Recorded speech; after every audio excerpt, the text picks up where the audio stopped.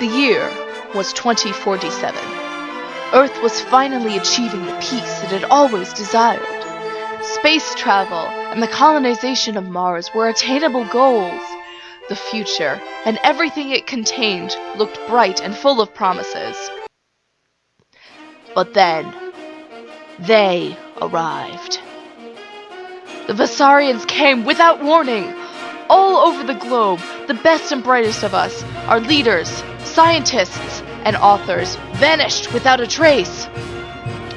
Having targeted us where it hurt the most, the world fell into chaos. Governments fell. Countries toppled overnight. Billions died in the subsequent wars and upheaval that followed. Us remainders, and those who had survived, thought it couldn't get worse. We were wrong. The Vasarians came back, and thus began the Century of Terror.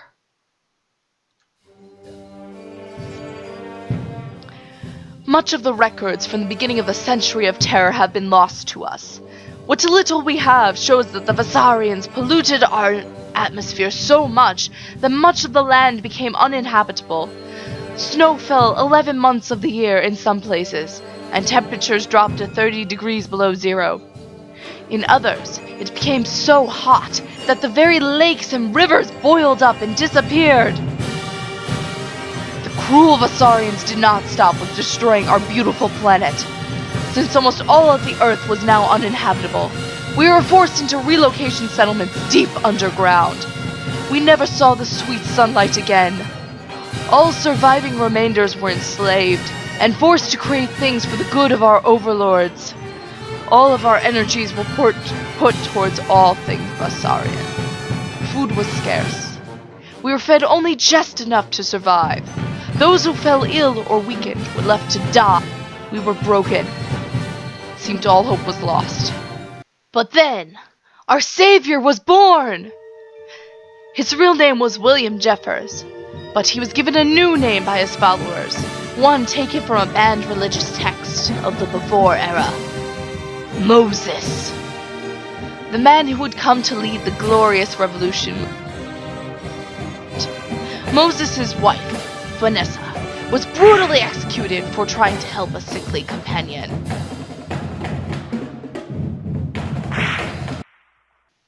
Moses snapped.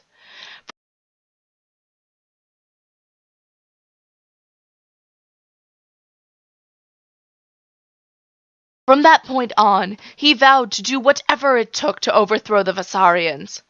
And thus began the glorious revolution. In Vanessa's name, Moses started small. He successfully stole extra food to prepare his people for rebellion and make them strong. He stockpiled weapons and quietly trained groups in how to use them. The reclaimers of the earth were determined, and that made up for their inexperience. After a long and terrible struggle, at long last, the reclaimers were victorious against their oppressors. We were able to take control of our own destiny and begin the task of slowly rebuilding society.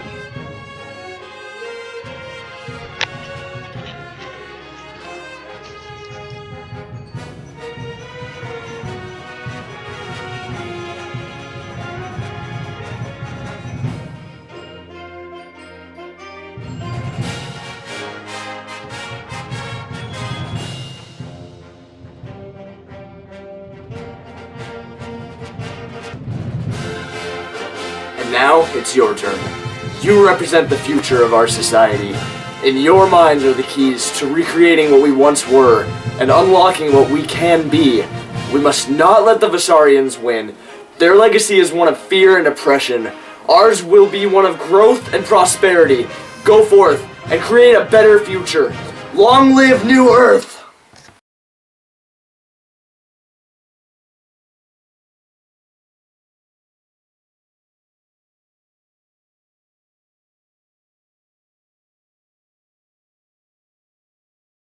Saved us from the hideous Vasarian scourge. It is amazing how well the secret has been buried. Grandfather, you always talk about your time as a reclaimer in riddles. I never know what you mean. Pauline, I speak in riddles to preserve your innocence. But you, my dear, you need to know the truth of what happened. You must understand that this is to protect you from the worst threat we ever faced. The Vasarian? If only it had been the Vasari. They'll stare off into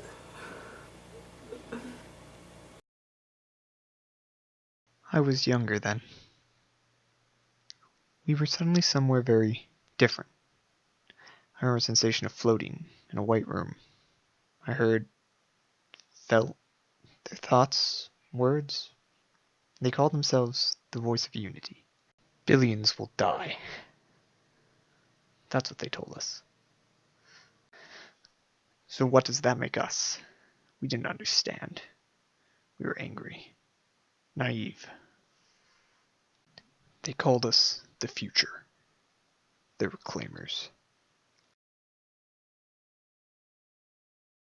Alright, go. They understood something that seemed so hard to grasp all those years ago. We used to always talk about having to save the Earth, how the seas were going to rise, continents going to sink, and the Earth we knew would be gone forever. Climate upheaval.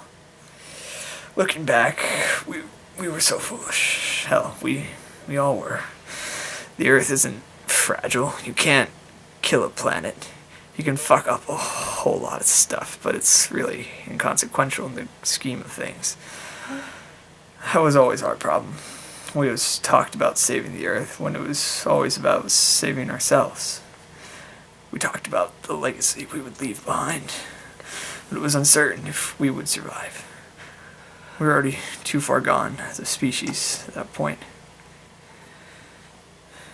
The Earth was destined to kick back someday. Some creatures would be spared. A few animals and plants, maybe even a few humans would haul away and ride out the apocalypse. It was the end of our Earth. Countless civilizations erased. Cleansing fire. A new beginning. I then asked of them, couldn't you do anything? They appeared like gods to us. Surely that's why they had come. To save us. I was so sure. There was silence from them for a while. Then, feelings. Amusement. Nostalgia. Finally, sorrow. I wasn't really sure what that meant at the time. Still not entirely sure. Whatever it meant wasn't what we wanted to hear. We waited. We watched from this other place. Years flickered by in an instant on the surface. Generations rose and fell in the blink of an eye. Each one told the same empty promises. Each one said it would make it better, that they would save humanity from itself. They promised escape, colonization, a new start. Nothing but hollow promises. They were wrong. Each and every generation, every civilization, every damn person. And finally, there was silence. The promises stopped. The begging and the pleading towards the heaven stopped. If only they knew. If only they could have seen. Mankind, as we knew it, died that day, while its benevolent saviors watched idly from the heavens. Suddenly, everything crashed. We were left alone on the now alien surface of our planet. It was Earth, but not our Earth anymore. Their presence was gone. The voice of the Unity had fallen silent. They were gone. I don't really know. It doesn't matter much anymore. Were they so terrible? They saved enough of us so that we could rebuild. And then they were gone. And we were alone. But we were different now. We were finally united in something. We'd seen the end of our existence. The singularity for which we were destined. was to go out and to find them again, to join our voice with theirs. We had tried. We really did. We were finally on our way back to utopia. We had finally overcome the greatest of all human imperfections. We could think beyond ourselves, beyond our progeny. We'd become a society, a species, with a single goal. But in the process, we lost ourselves. Life in our whisper was not easy. There was so much to do, there just wasn't any time. There was no greater evil than denying humanity its chance to become something more than itself. A sense of permanency, of belonging in the otherwise apathetic universe we lived in. So we pushed on. There was no time for rest, for relaxation. They were out there, waiting for us. We couldn't stop. We tried to justify this way of life by saying anyone who fell in the process gave themselves up for the greater good. We could think beyond ourselves, but our children were different. They didn't understand our obsession. They couldn't. The voice of the unity was something beyond their comprehension. It can't be explained, only experienced. It's like explaining color, sound. It's so simple. It's beyond words. There was one boy in particular. He defied us at every turn. He called us mad. He said in our madness, we made slaves out of our children. William began to talk out against us.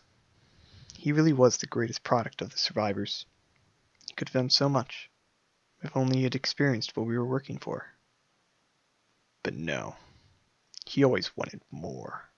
For himself, for his people, happiness, love. What could he possibly know about these things? Humanity only had their pale imitations. If only he could have been made to understand. If only they hadn't left. He talked. They talked. They rebelled against us.